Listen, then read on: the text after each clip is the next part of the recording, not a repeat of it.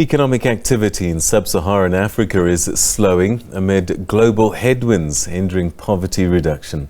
The World Bank expects economic growth on the continent to slow to 3.3% this year, and that's from 4.1% last year. It says that the downward revision is on the back of multiple shocks affecting the economies, which include the slowing down of the global economy and tightening of global financial conditions. Elevated inflation driven by rising food and fuel prices, exacerbated by the war in Ukraine, adverse weather conditions, as well as the rising risk of debt distress are also weighing in on growth. Just as the continent is recovering from the devastating COVID-19 pandemic, it now battles the effects of the Russian invasion of Ukraine that's led to a high cost of living for many. The World Bank says poverty reduction trends, which were already derailed by the pandemic, have slowed further. The slowing global economy is not supportive of the continent as demand for commodities is slowing. I think the reason why Africans should care about slow growth is the following. So, our countries actually trade a lot with the rest of the world. So African countries sell cocoa, coffee, copper, oil and gas to the rest of the world. So if the rest of the world is growing slowly, it means that there is not a lot of demand for the exports from Africa, and the prices they're going to get is lower. So what that means is the income that Africans get for their commodities, for their exports, is going to be lower. That's income you can't spend on education, on health, on transportation, right? In other words, to make on investments that actually are very important for African populations. The World Bank says the rising inflation is weighing on economic activity in Sub-Saharan Africa, and inequality within countries in the region has widened with rising fuel and food prices. I think it's really, really important that our policymakers bring inflation under control. But how can we do that? So the central bankers have an important role to play because that's their mandate. In fact, that's their job description. And the way they usually do this is to increase interest rates. So this is, what you have to pay in order to borrow to build a house, to buy a car, to build a factory or something like that. And the reason they do that is to cool the economy down so that supply can catch up with demand. The World Bank says the fiscal space to respond to growing challenges is almost depleted in some countries and that policymakers have few coping mechanisms.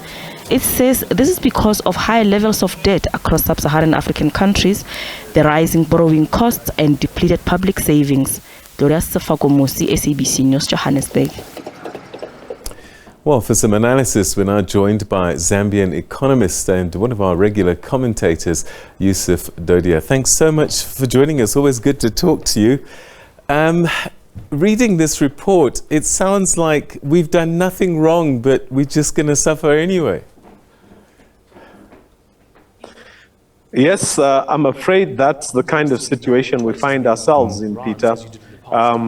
If you look at sub-Saharan Africa, most of the countries, especially below from Congo and coming down, you find that most of our countries are very resource rich. And countries that are resource rich tend to be countries that are struggling to put their economies together.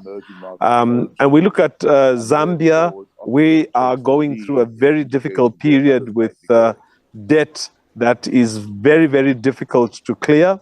We look at neighboring countries such as Angola, you look at Mozambique, you look at even South Africa, the Congo. We are all countries that have a lot of resources, mineral resources, natural resources, but when it comes to what is the economy benefiting from these resources, it's extremely low.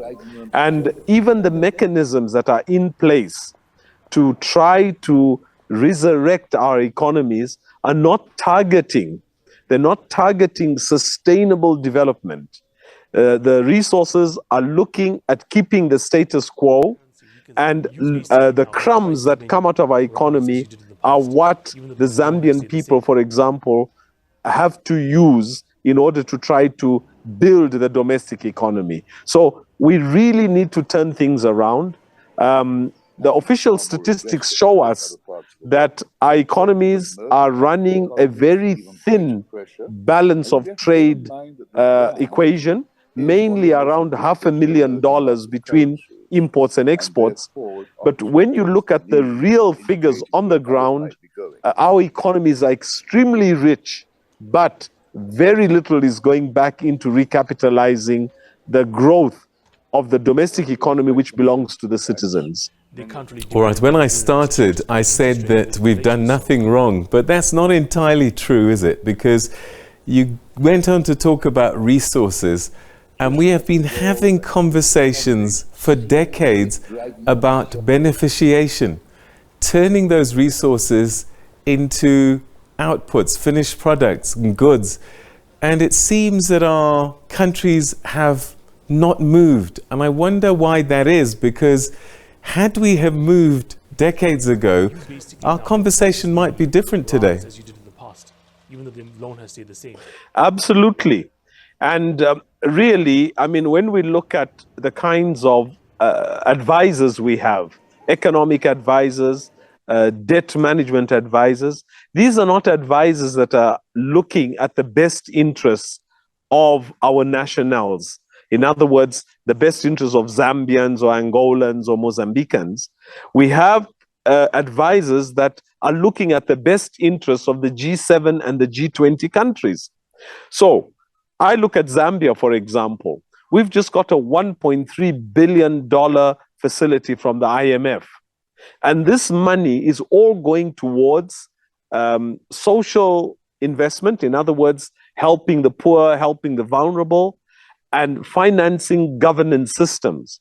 But none of this money is going into building a railway network that would make the economy much more efficient. None of this money is going into systems that can create accountability in the mining sector. Looking at what ore is coming out of the ground, how much is being processed, what's being exported, and the values. These are challenges that we've had for the last 30 or 40 years. And all the support that we seem to get from our development partners is forget about the mining sector, let them do what they're doing, help them to grow even bigger and make more money, but you tax your people. You put the pressure on developing your own people and leave the economy of the resource mobilization and resource extraction to the multinational companies. So yes, as leaders, as owners of these economies, we've not challenged the status quo. And that's something I think that we need to begin to tackle much, much more aggressively than we've done in the past. Unfortunately, is intra-Africa trade. That's another low-hanging fruit. If we got serious there, we wouldn't be so vulnerable to the shocks of the greater global community. Absolutely. But when we look at intra-Africa trade, the very fact that Africa is producing very little in terms of finished goods, it means that the intra-Africa trade would be basic resources like timber, like copper, like oil, like platinum, like manganese. And yet none of the countries in Africa have capacity to add value. They've not built the industries. They've not built the mechanisms that would be able to add value to the raw and mineral resources that we have. So what we tend to see with Africa, intra-Africa trade, is one country importing stuff from China or from Europe and selling to another country. And that's not the formula for Africa's future economic prosperity. We need to be able to say to ourselves, Zambia is producing copper. Can we convert that copper into finished good products and be able to trade within Africa and off the African continent? But that must be the same with Angola, that is producing oil, and Zimbabwe, that's producing gold. And really, the challenge that Zambia finds itself in as far as value addition is the same challenge that the rest of the continent seems to be in the same dilemma. And that's what we need to break. So the African Union, with the dialogue that's going on in the African Union, should be focusing on how can we work together to be able to strengthen the copper manufacturing industry in Zambia, the oil processing industry in Angola, the manganese industry in the northern part of Zambia, and the same with other countries, so that we can really get the beneficiation for the Zambian people as these products leave the continent as processed products. All right, so the other big issue that came up in this report is inflation, and this is something that's worldwide. How much of it is imported on the continent, and how much of it is own goals? Because when we look at the data, I was just looking at this data from 33 countries. 17 of those have got double-digit inflation. 20-something have less, 5% or more. These different rates of inflation suggest that not all of this inflation is imported, and that some of it is of our own doing. What are we doing wrong that's causing this inflation? I think that the global geopolitics plays a huge part in determining inflation. When you look at African countries, all our currencies are aligned to the US dollar. The US dollar itself is not backed by gold. It's just a confidence currency. So in other words, our economies and the value of our currencies is arbitrarily set by the developed countries. And we see evidence of this. The Russia-Ukraine war created problems for Russia. And what started to happen is the Russian ruble was being devalued by the West as a way of squeezing the Russian economy so that they could back off Ukraine. But the Russians fought back by saying, we're not selling our oil or our gas or our fertilizer or our grain in US dollars. We're selling it in Russian rubles at rates that we determine. So the challenge that Africa has is we're not able to determine the value of our own currencies. So inflation in Africa is manipulated. I mean, you look at a country like Zambia, which unofficial figures that I have worked on tell us that we're exporting about $18 billion a year, and our imports are around $6 billion. We make a trade surplus of $12 billion, which is $1 billion a month. How can we have an economy that is on two-digit inflation? Of course, we're now at 9.9, but a few months ago, we were at 24%. So what's happening is that we don't really have control of the macroeconomic fundamentals in our countries because they're not set by us. They're set by an external force. And when we are compliant with the demands of the developed worlds, then the developed world looks after us and gives us the A+ and gives us a low inflation figure, and it translates into a stronger currency and translates into cheaper goods. And this is something that 5 countries have fought against. That's Brazil, Russia, India, China, and South Africa, and created the BRICS.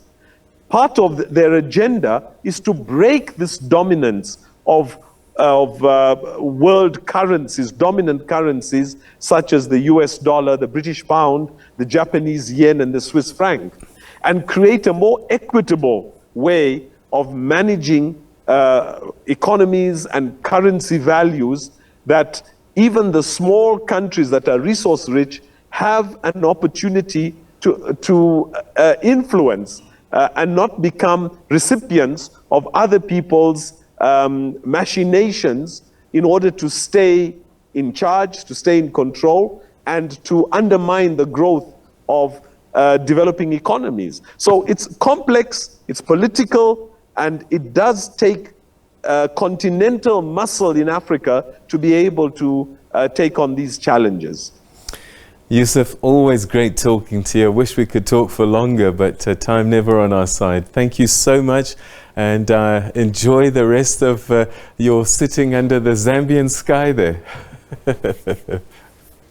Yes, I'm sitting under the Zambian sky, under an avocado tree, and it's a fantastic evening. Thank you, Peter, Wonderful. and it's Thank great you. to chat with you. Thank you, my brother. All right, that's Yusuf Dodia, who's a Zambian economist and regular commentator. And just to say, in the middle of all of this conversations, Zambia's kwacha, which used to be a currency that struggled for years and years and years, has been the best performing currency against the US dollar in the world this year. Fascinating.